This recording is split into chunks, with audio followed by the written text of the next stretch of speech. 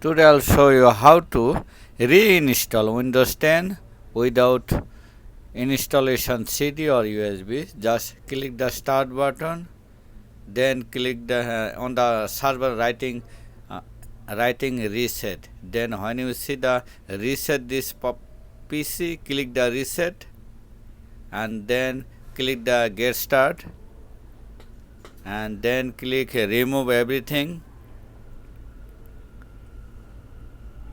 and then click local reinstall,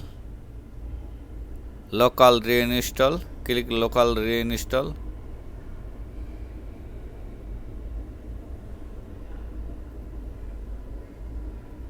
and then click next and click reset, then click reset and wait until the finish. Connect the electric power with your computer and stay around 10-15 minutes. It will automatically reset and it will make it fresh new computer look like, and you can see the percentage coming.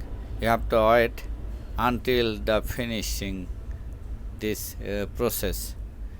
It take around 10-15 minutes. And thank you for watching this video. I think it will help you how to reinstall Windows 10 without installation CD or USB.